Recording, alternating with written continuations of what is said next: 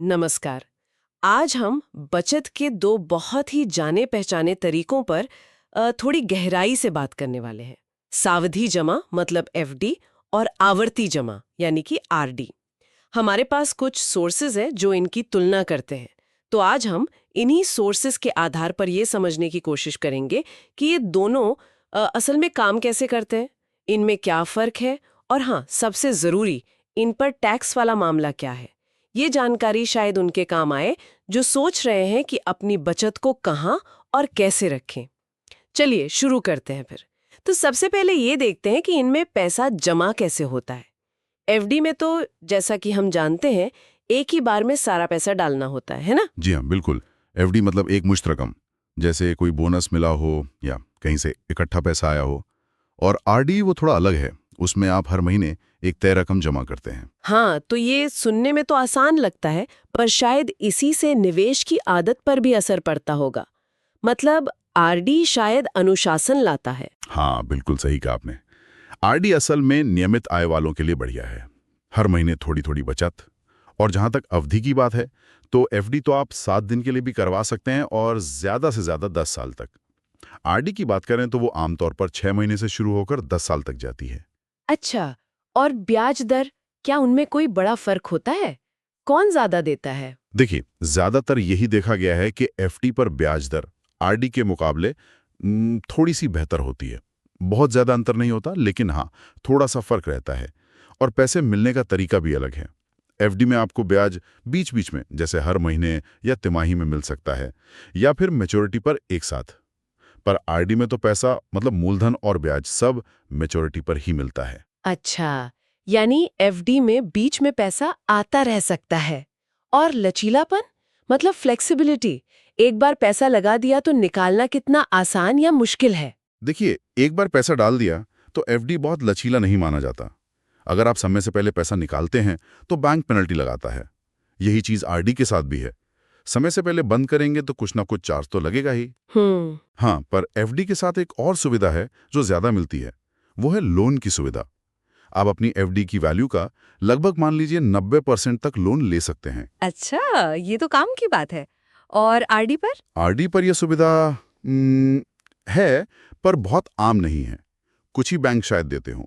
तो अगर किसी को लगता है कि आगे पैसों की जरूरत पड़ सकती है और वो अपना निवेश तोड़ना नहीं चाहेंगे, तो एफडी का ये लोन वाला पॉइंट ध्यान में रखना चाहिए। ठीक है, तो हमने निवेश का तरीका, अवधि, ब्याज, लचीलापन ये सब देख लिया। लेकिन पैसों की बात हो और टैक्स की बात न हो, ऐसा तो हो नहीं सकता। इन सोर्सेज में टैक्स के बारे में क्या बताया गया है, ये समझना बहुत जरूरी है। जी, ये बहुत ही अहम पहलू है और सीधा सीधा नियम है।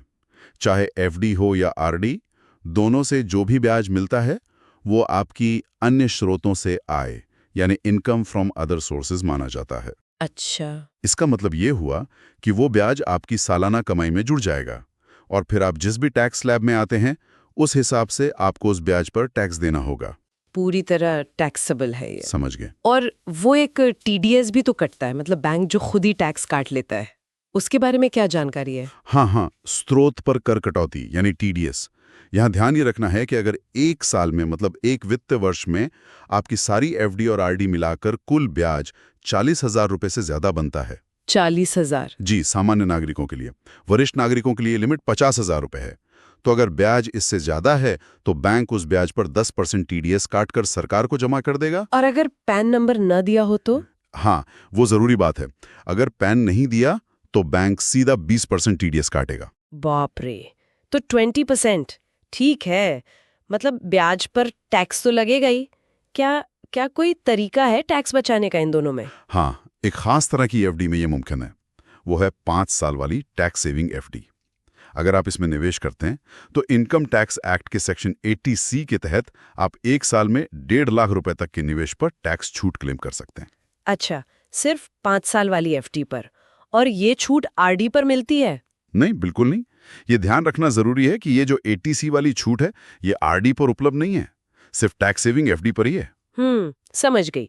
अच्छा, वरिष्ठ नागरिकों के लिए कुछ और खास है टैक्स के मामले जी में? हाँ, अगर वो पुरानी टैक्स व्यवस्था चुनते हैं तो उनके लिए एक और सेक्शन है, सेक्शन 80TTB। इसके तहत उन्हें बैंक और पोस्ट ऑफिस की जमाओं से मिलने वाले ब्याज पर 1 साल में 50,000 रुपए तक की अतिरिक्त कटौती मिल सकती है। अच्छा, 50,000 तक की छूट ब्याज आय पर। जी, और एक और बात जो सबके लिए है, अगर किसी की कुल आमदनी ही इतनी कम है कि उस पर टैक्स बनता ही नहीं, मतलब वो टैक्सेबल लिमिट से नीचे हैं, तो वो फॉर्म 15G या 15H भरकर बैंक को दे सकते हैं। 15G 60 साल से कम उम्र वालों के लिए और 15H 60 साल या उससे ज्यादा वालों के लिए। इससे बैंक फिर TDS नहीं काटेगा।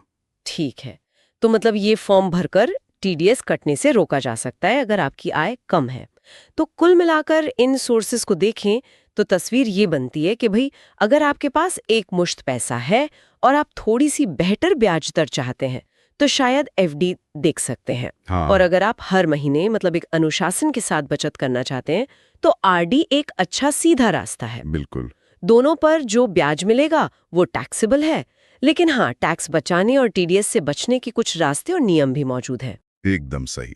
और इस पूरी बातचीत से ना एक आखिरी ख्याल ये आता है जो इन सोर्सेज से भी झलकता है। ये एफडी और आरडी यकीनन सुरक्षित विकल्प हैं, कम जोखिम वाले हैं, ये तो साफ है। लेकिन क्या ये हमेशा काफी होते हैं? खासकर आज के समय में जब महंगाई भी एक मुद्दा है, तो सवाल ये उठता है कि क्या सिर्फ सुरक्षा ही देखनी चाहिए या फिर ऐसे निवेश विकल्पों पर भी गौर करना चाहिए जो शायद महंगाई को मात दे सकें, भले ही उनमें थोड़ा जोखिम ज्यादा हो। ये एक ऐसा सवाल है जिस पर शायद हर किसी को अपनी जरूरतें और लक्ष्य देखकर सोचना चाहिए, एफडी और आरडी से आगे बढ़कर भी।